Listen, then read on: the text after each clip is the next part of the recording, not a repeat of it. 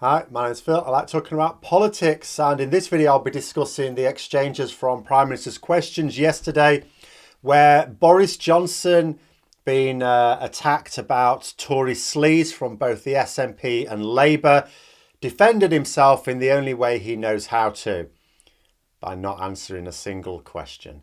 But first, if you'd like to be notified of daily news in politics, please subscribe to the channel and click the bell notification icon.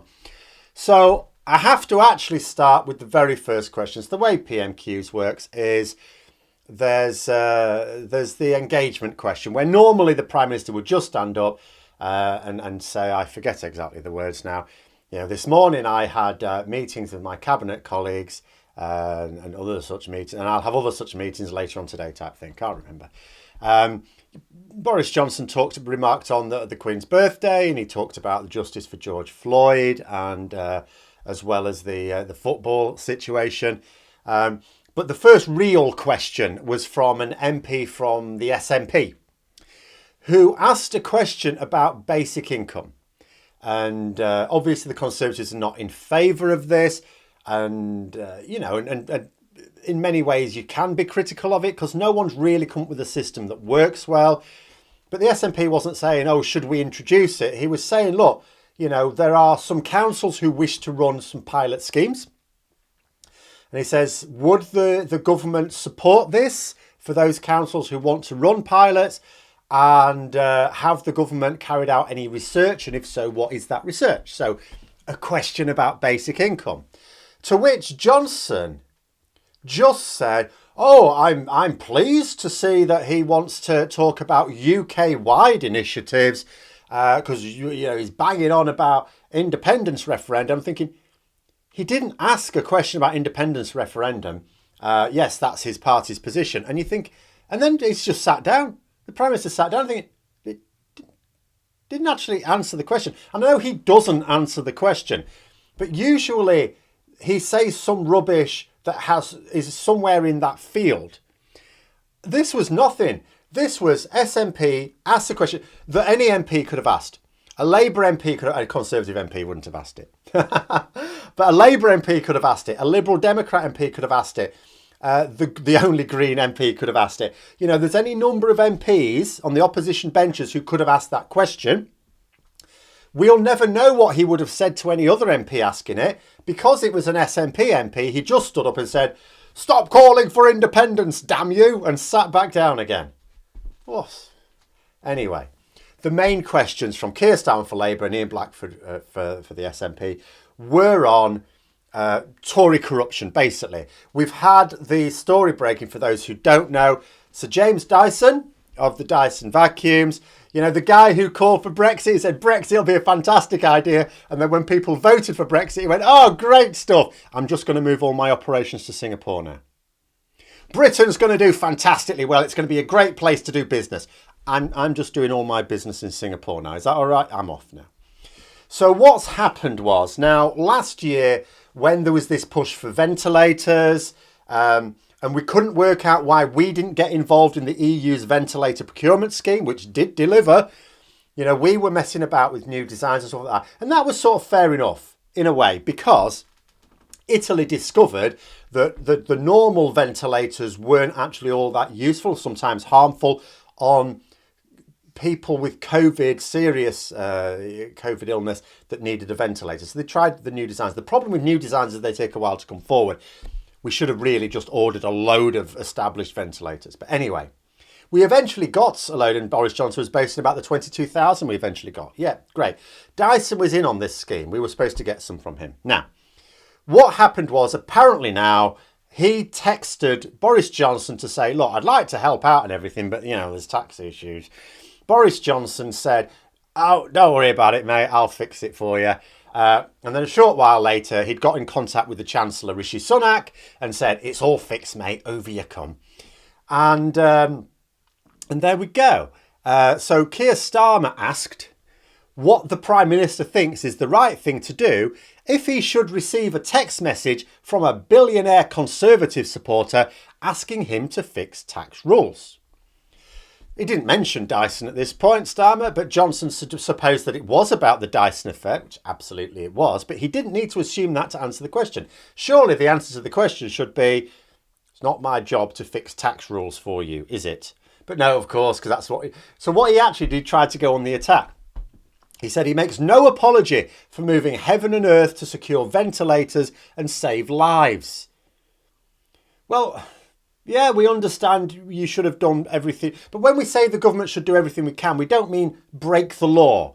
We don't mean allow billionaires to get off with a little bit of tax. But here's the thing. He didn't secure ventilators by doing this. This tax fiddle didn't secure a single ventilator. He fixed tax rules to make Dyson a special case, and we didn't get a single ventilator in return. And here's the thing, Johnson kept plugging the success of the ventilator scheme and kept saying, and Labour supported it. Yes, Labour supported the ventilator scheme, the one that resulted in 22,000 ventilators. Because by and large, that scheme was successful. And also the companies who supplied those ventilators, we don't know that any of them got any special tax rules breaking. The point is, Dyson was corruptly given public money, by virtue of the fact he was given effectively a tax kickback. Not a single one of the 22,000 ventilators that Johnson is boasting about came from him. And you know, although Starmer had a very clear strategy with his questions, absolutely, I just wish he'd have shut that one down. I wish he'd have hammered that point home, because Johnson kept running with it for the future questions, even though they had nothing to do with ventilators. You know, he should have just said, we didn't get a single ventilator from that. It's all right, you saying 22,000 ventilators. They were from kosher companies. The ones who didn't. The ones who pay their taxes. The guy who's not paying his taxes. The guy who's moved to Singapore because Brexit's such a disaster. Not a single ventilator from him.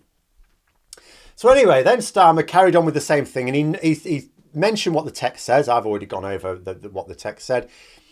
And then he asked, and this was the start of his pattern, how many other people that have the Prime Minister's number has he given preferential treatment to? Naturally, he didn't get an answer to that question. But then here's the sequence. So then Starmer pointed out, look, as a result of the Greensill collapse, this is to do with the dodgy Dave Cameron scandal, there's lots of steelworkers. Liberty Steel, basically, loads of jobs going. You know, there's lots of steelworkers losing their jobs, including in Hartlepool. Now, thinking, right, at this point, this is now trying to tell the people of Hartlepool, who it looks at the moment are going to stick with the Conservatives. I say stick with the Conservatives. It's currently got a Labour MP who's stood down because being a bit naughty. But it would have gone to the Conservatives in 2019, along with dozens of other previously safe Labour seats. But for the fact that the Brexit Party nicked a load of Tory votes, well, they're not there to nick those votes this time. So it's very likely going to switch to the Conservatives, and that's going to be messy. But this seems to be their main campaign aim. This is, at the end of the day, an industrial working class town, Hartlepool.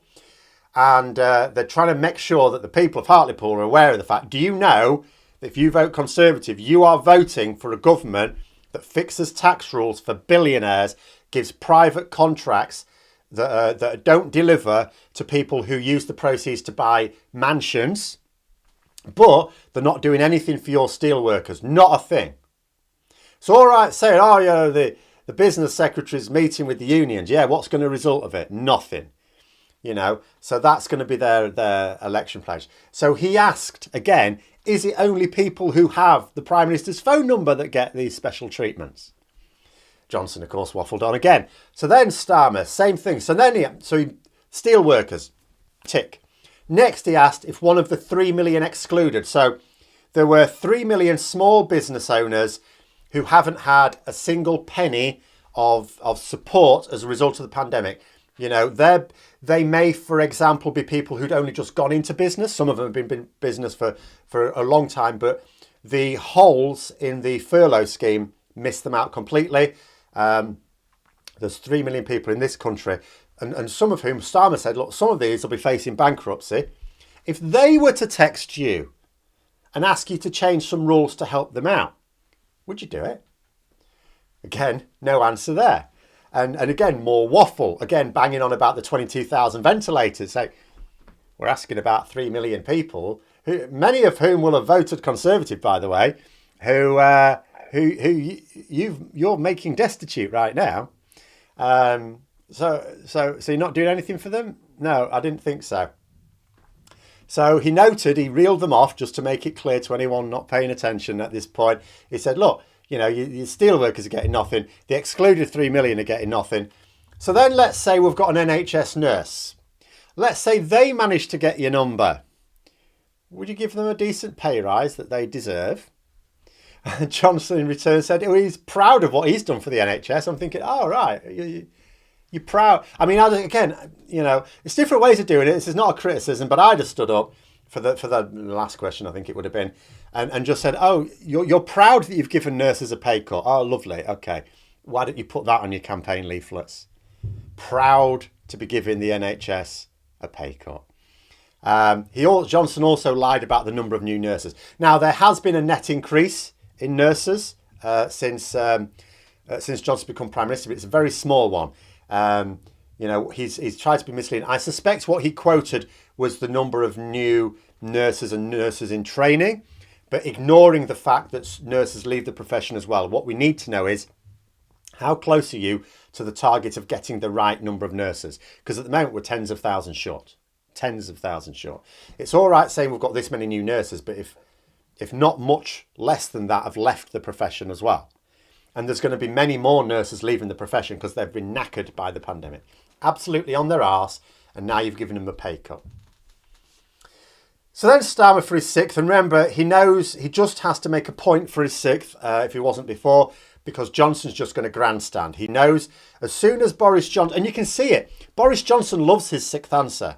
And that, for me, for all the criticism of Starmer, and I have plenty, not as many as some people, I have plenty. That, for me, is the thing. They are afraid of Starmer.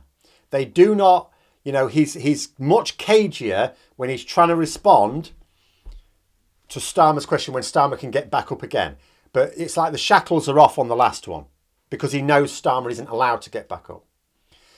So Starmer said, look, there's a pattern here. Every day there are new allegations about this government, and he's not wrong as well. That's not even an exaggeration. That's how bad it is. It's the corrupt party. It's not the Tory party. They should change the name. They can't call themselves the Conservative and Unionist Party because, one, they're not conserving anything. They're breaking the country up. They're not a Unionist Party. They're breaking the country up. So they need a new name. Why not the Corrupt Party? Why not? So he said, look, we've got dodgy PPE deals, corrupt tax breaks, sleaze. And with the scandal basically centred on Johnson, how can people trust him to clean this up?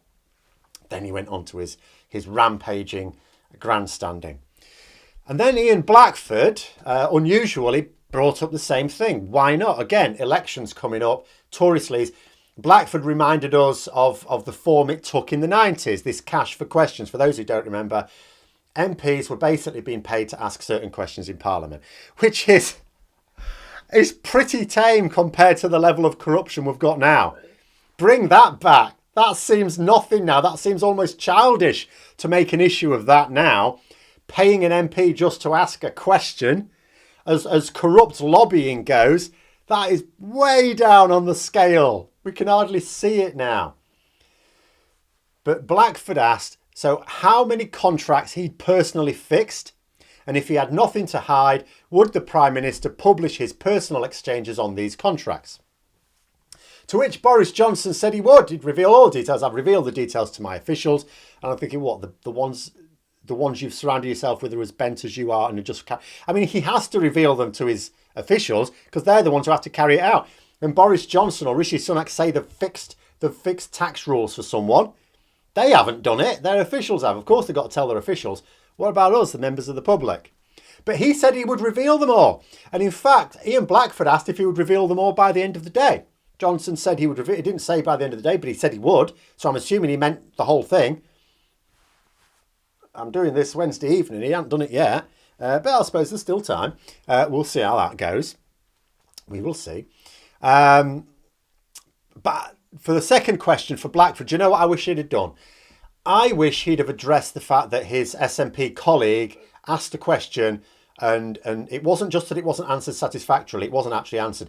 And in that case now, and I know a lot of people say of the Speaker, Sir Lindsay Hoyle, that he's not really pinning Johnson down. I don't know how fair that is. It's very difficult.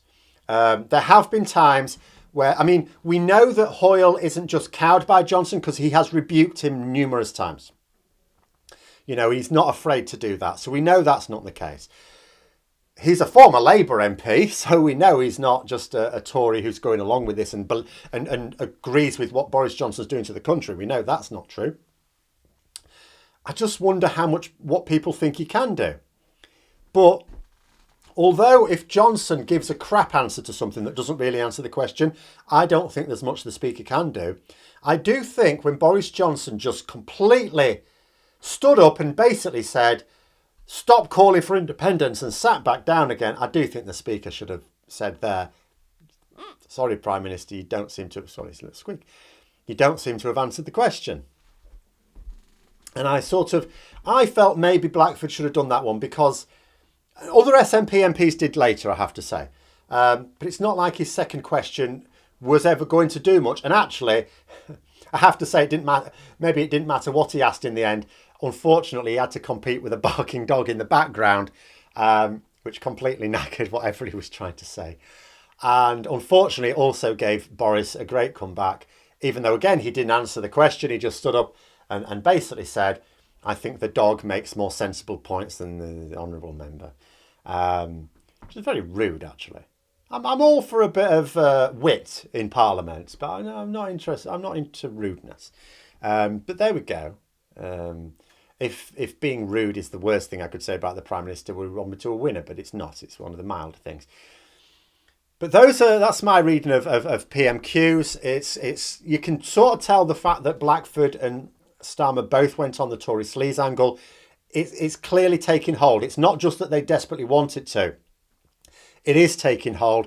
It is something that's going to really hurt the Conservatives over the next few years. And people need to see this. I mean, the sleaze was always there. It never went away. It hasn't come back.